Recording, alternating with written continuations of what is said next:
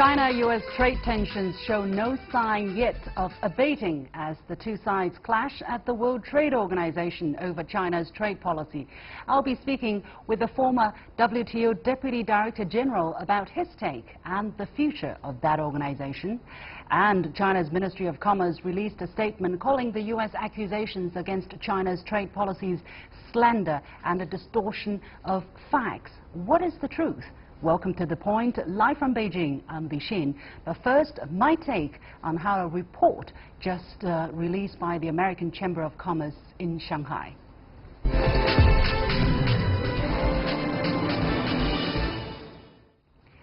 President Trump has been criticizing China for forcing U.S.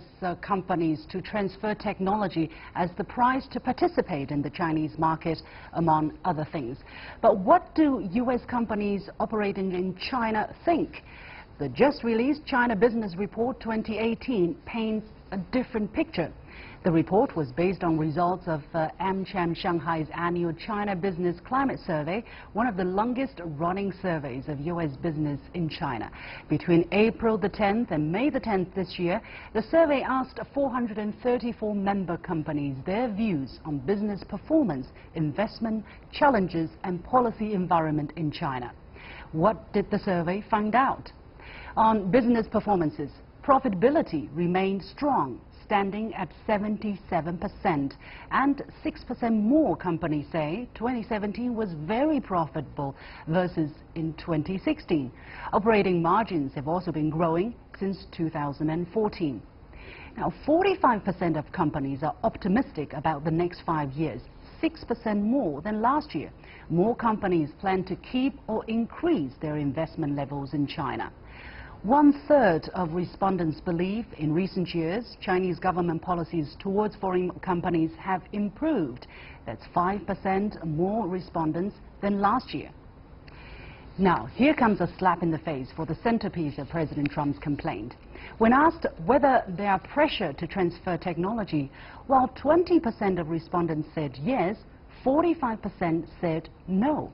So it's very clear, twice the number of U.S. companies operating in China say they are not forced to transfer technology than those who feel so.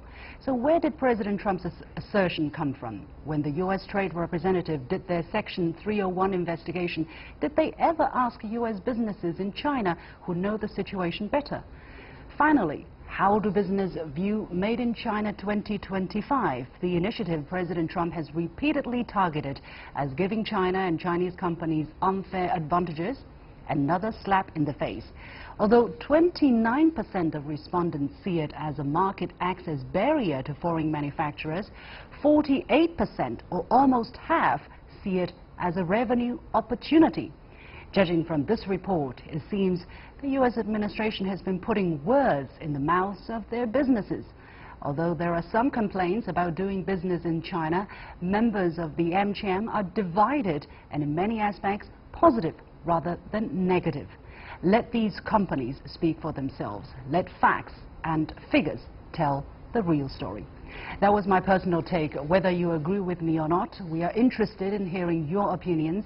Here are the contact details. And now, let's start our discussion.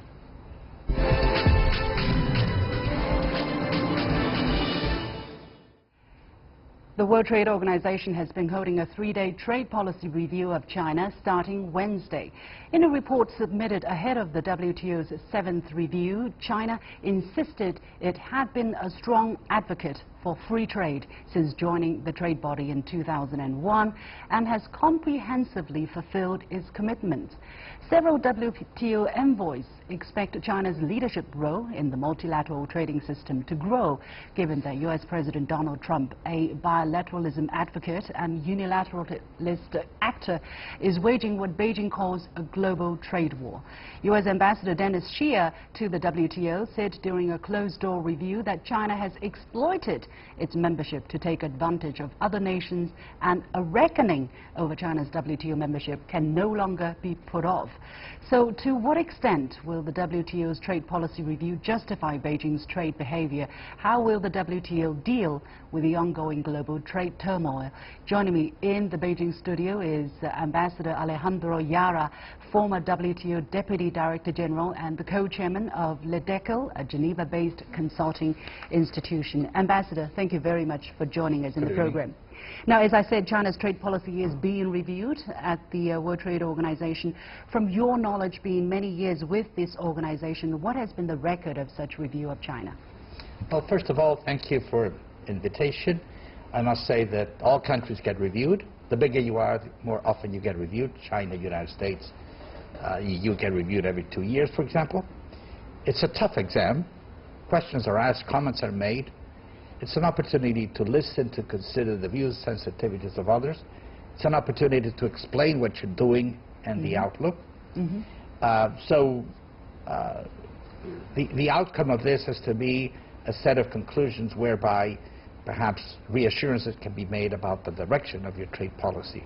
China has been doing extremely well, judged by its economic performance, its trade performance, but perceptions exist based on the statements made that things need to be improved. For example, the perception that foreign companies sometimes are mistreated in China or discriminated, or that perceptions that the courts are not all that independent. So China has to reassure that the courts are independent in applying Chinese law and therefore they can be trusted, or that there's need for more transparency and so on. That more needs to be done in that to reassure the rest of the world about how China works. Right. At the same time, my last point is that the rest of the world has to understand that China has reason also to be upset. If one takes all the trade restrictive measures since 2008, the #1 victim of protectionism by far has been China. So China also has to view with great concern what other countries are doing, which affects Chinese exports and investment. Now, as mentioned, U.S. Ambassador Dennis Shear asked the organization to reckon China's WTO membership, saying China has failed to fully embrace the open market-oriented policies either within or without the WTO. He also said, and I quote, if the WTO is to remain relevant to the international trading system, change is necessary. What do you think he's complaining about, and do these complaints have substance? Well, I think there are two sides. One, if they have complaints in terms that China is not fulfilling its obligations, they can use the dispute settlement mechanism. Two, perhaps they're complaining about things where the rules are not that clear, need to be improved, or where there are no rules. Therefore, the answer there is we must improve international cooperation and seek to have better or new rules and disciplines so that it will reassure the markets that everyone is playing on the basis of a level playing field. So he's talking about the perception that the system is not working well. Well, then let's improve and reform the system. I think that's where the solution lies. At this moment, we are seeing the trade friction, as I mentioned, not showing any sign of abating. Actually, the Trump administration has listed additional tariffs on some $200 billion worth of Chinese imports. From your perspective as an international lawyer, trade lawyer, what kind of potential consequence is that going to have, not just on trade between China and the United States, but in general? Well, I think it's a very serious situation, and it's not confined to two countries. The United States is applying measures which affect others, the European Union, Canada, Mexico, India, and others. So everybody is reacting. They're not fully using the international law or the international multilateral trading system to solve these problems, which would be the right thing to do. So we have a very serious situation which has an impact on other countries as well, because there's such things as the global value chains. So when you raise your tariffs on a product, maybe the product is manufactured, parts and pieces that come from either South Korea or Malaysia or Vietnam or whatever, or Mexico or Canada, and so on and so forth. So everybody gets hit. shipping gets hit, and many other economic activities around the world get hit. So this will be a lose-lose war for everyone all around. Before the damage really plays out for everybody, is there anything that the WTO can do in the process? Although the WTO's position is being questioned, it's partially paralyzed, its hands are bound, is there anything that the WTO can do? Well, the WTO is a set of rules and disciplines and procedures. Okay, but the one thing in the WTO is the members. And it's up to the members to decide what should be done on the basis of a consensus. Governments have committed to use the system to solve their tension, to dispute, to make progress, to liberalize trade in goods and services. We have not been able to do that to a very large extent since 2001 when the Doha round was launched. It is quite clear that we need new and better rules through negotiations. We need to address problems of the 20th century, and we need to update the rules to the realities of this century. We need to improve that. And you have to sit down, devise a process where you can have serious negotiations to address the whole and let the system then work.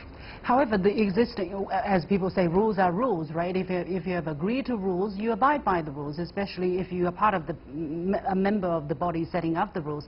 At this moment, we're seeing a host of 8 economies lodging complaints against the United States, especially concerning the 232 investigation concerning steel and aluminum imports. But the U.S. insists that imported metal is a matter of national security, so, and that's, it says it's also according to rules of the GATT. So is it a matter of different interpretation of any legal provision of the rules or something else?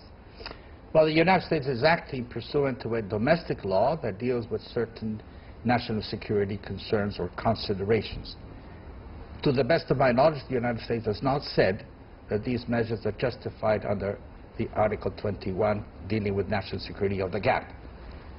We will see when the time comes how the United States will justify its actions before a panel, and whether they will invoke Article 21 or not. It's too early to say whether we have problems there or differing legal interpretations, etc., etc. That has to unfold. But for the time being, we still have to go into the legal procedures to address the complaints by these 8 countries. On a technical term, the U.S. has been complaining that the tariffs between China and the United States are not on the same level, therefore trade is unfair, therefore the whole leash of actions that the United States is taking to level the trade between the two sides. How are tariff rates set between different countries in the first place? Tariffs are set through a process of negotiation. China negotiated its tariffs when it acceded to the WTO on the basis of negotiation, which the United States and the rest of the members accepted. The tariffs of the United States, 25% on light trucks, or the tariffs on sugar, or whatever, were negotiated with the rest of the members, and that reflects a balance of interest at that point in time. Things may change, and the perception may be that over time this situation is unbalanced and requires a renegotiation. A renegotiation must mean to liberalize more, not less. So maybe this is a wonderful opportunity to drive the whole world into a process whereby you're going to get more liberalization. And perhaps we can achieve something. Full reciprocity, no tariffs at all. Therefore, that will be the great benefit to the economies and the consumers worldwide. But that has to be done through negotiation and not on a bilateral level, right? If you want to change tariff to one country, you basically have to do it as an overall package because you are not supposed to discriminate against other people. Is that the right way to do it? That's the most efficient way to do it, which will produce less discrimination. Do it multilaterally. It may be slower because it involves more actors, but you can also do it bilaterally through a free trade agreement, like the United States has done in the past with several countries, and like China has done, for example, with my country, Chile, and with many others, where you bring all tariffs down to 0. So you can do both at the same time. But the at thing the is, moment, move in that direction. But at the moment, there is no free trade agreement between China and the United States. Correct. So what can be done to bring the tariffs to a new balance? I think both have to sit down and see how they're going to bring the tariffs down to a situation where both will perceive that there is a balance, and that they will decide whether to do it through the WTO, or maybe take the opportunity and do a free trade agreement with the two, or perhaps do it something somewhere else, for example, by both of them joining the TPP. Which is maybe not the most imminent option at this moment, but well, anyway. Thank you so much, Mr. Alejandro Yara, the former Deputy Director General of the World Trade Organization. And you've been watching The Point with me. We're going to take a short break and we'll be back right after that. Stay with us.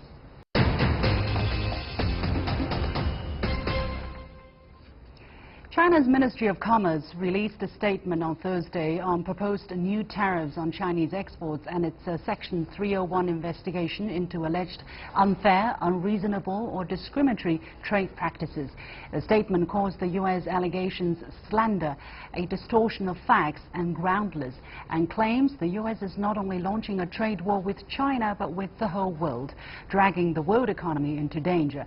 As the WTO's 7th Trade Policy Review of China wraps up this week, as I mentioned earlier, with the U.S. and China airing their grievances, where are we in this rapidly changing situation? And what bigger picture do these trade conflicts between the two economies illustrate?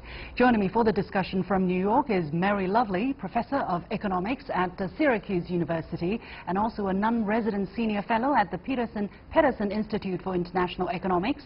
From Geneva, Dr. Wallace Chen, Director for the International Center for Trade and Sustainable Development, and in Beijing, Claire Pearson, International Development Director at DLA Piper, a global law firm. Welcome to all of you. Claire, let me go to you first. Now, at Wednesday's WTO review session, U.S. Ambassador Dennis Scher accused China of failing to fully embrace the open market-oriented policies on which the WTO institution is founded.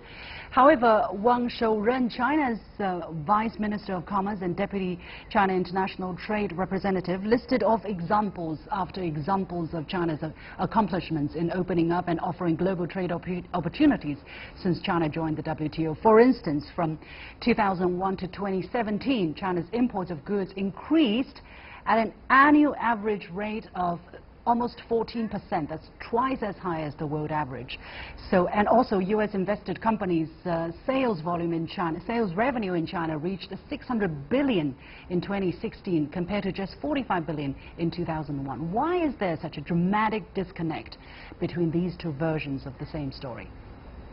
I think there's a massive disconnect because we've got two different stories from two different groups of people. We've got Peter Navarro, who's feeding Trump a story about death by China, not a level playing field, China is cheating, intellectual property war. Then you've got the people who actually work in China. You just reported from the US Chamber of Commerce. The people who are working here, nobody's making US companies come to China. They are choosing to invest in China because of the opportunities in free trade, because of the opportunities to access the world's largest consumer market. I work in a law firm. Our clients are not complaining. When I started in the law firm in Beijing 12 years ago, people would always say, why China? They don't say that today. 40% of our partners are American. They choose to work here. Opportunity is here. There is a level playing field. There is free trade. Donald Trump is way off the mark. He's looking forward to an election. I call Donald Trump deal, real, steal. Art of the deal, say what you like to get what you need. Real, he needs reality TV. TV's his oxygen. We've got to think about where he is in the election cycle. He just wants a headline. Trade war's a great headline. And steal. He just steals the limelight. Whether he's offending Merkel or backstabbing May, he just wants a headline. He's all about reality TV. He's not about economic reality. Well, we are talking about Trump also. I hope we can talk about something else, but unfortunately we're kind of forced to do that next week, not anymore, I hope. Professor Lovely, let me go to you. No matter how many examples China cites in the review or in its white paper, how much of a difference do these figures and statistics make to President Trump and his administration? It seems that these all just fall on deaf ears. Well, I agree with you that the information that the Trump administration is using and also continuing to promote is one-sided. We need better information, and I think both sides can do a better job of that. Certainly in the academic community here in the United States, we are trying to use information that's coming from China, from the trade statistics directly, such as the growth in China's imports, and from the WTO. We also need more information, I think, from the Chinese government, particularly about the policies that it pursues with respect to certain industries, as well as the plans for Made in China 2025. I think more transparency and openness from China will be very beneficial for China here in the United States and help to empower those of us who want to see a growing and cooperative relationship between the two largest economies in the world. Right. I agree fully on that point. Dr. Chen in Geneva, some reports have pointed to a so-called change in China's WTO participation from being a reactive member to an active participant. And these reports say, for instance, this one by Bloomberg, these characteristics were also reflected in the Doha round trade negotiations between WTO states, where China, together with other developing countries, became an important voice in the negotiations for trade rules, eventually leading to a deadlock when they failed to agree with the U.S. on various issues. What is your view on that?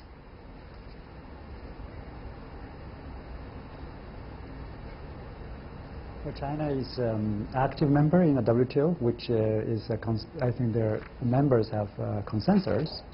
China has been active in facilitated trade facilitation agreement, which was agreed by 2013, and also an active member contributor to the expansion of information technology agreements.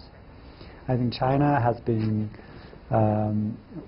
trying to work as a bridge between developed countries and developing countries, because China has maybe some interest more aligned with developed countries in terms of trade liberalization, but of course China itself is a developing country and has still huge population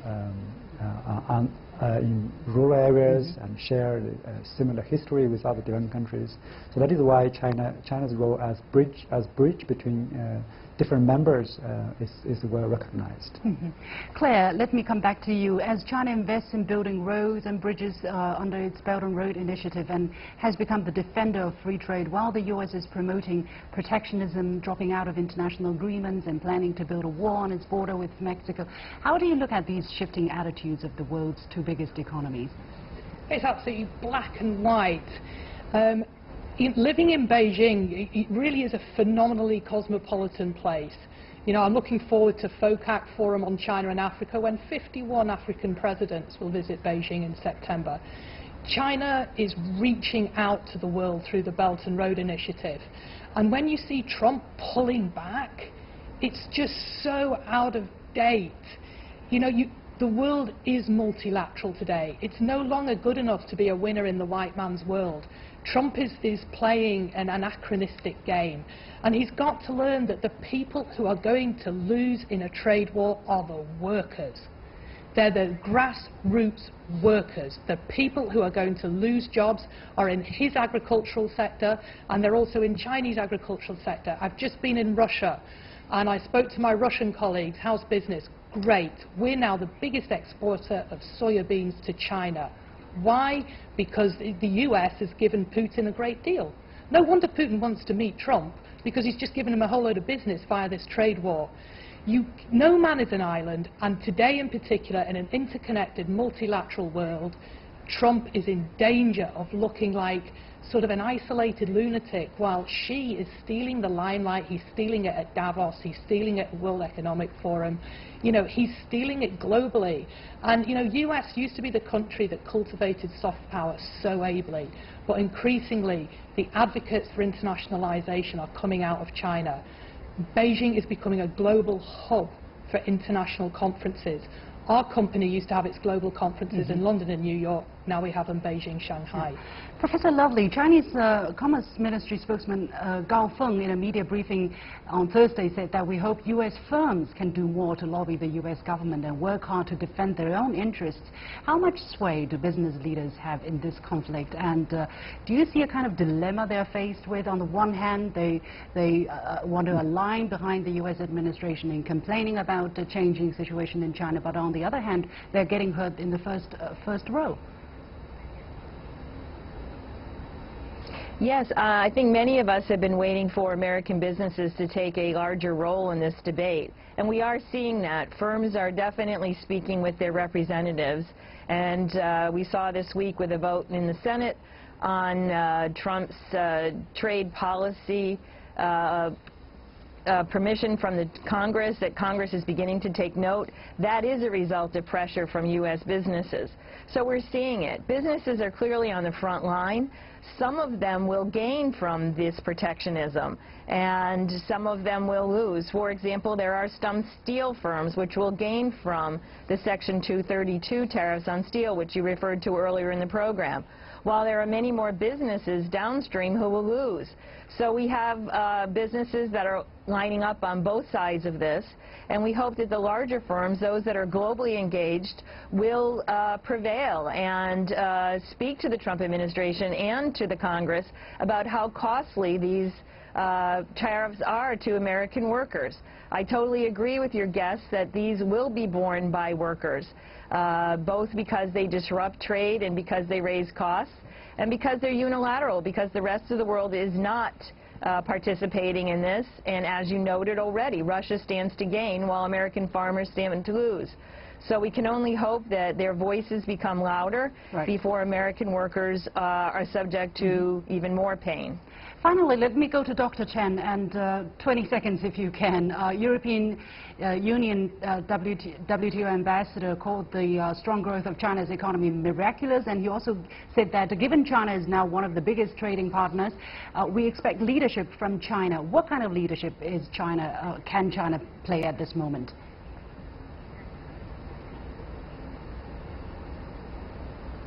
At this moment, I think China needs to listen to other members' concerns, but also other members' aspiration for the new reform in WTO. China do not need to overreact, because now, actually, as previous speakers said, there's lots of sympathetic perspective about China in the trading system, although there's criticism, but there's lots of sympathetic opinions about China. So China needs to be calm and to be engaged and engage with other members for WTO reforms. Right. Right. Thank you so much. We're going to leave it there. From New York, Mary Lovely, Professor of Economics from Syracuse University, Dr. Chen in Geneva, and Claire Pearson here in Beijing. And that's it for this edition of The Point with me, Liu Xin. As always, follow me on Facebook and Twitter using the handle The Point with LX. Download the application called CGTN to watch the show on your mobile devices. Thank you for watching. You've got The Point.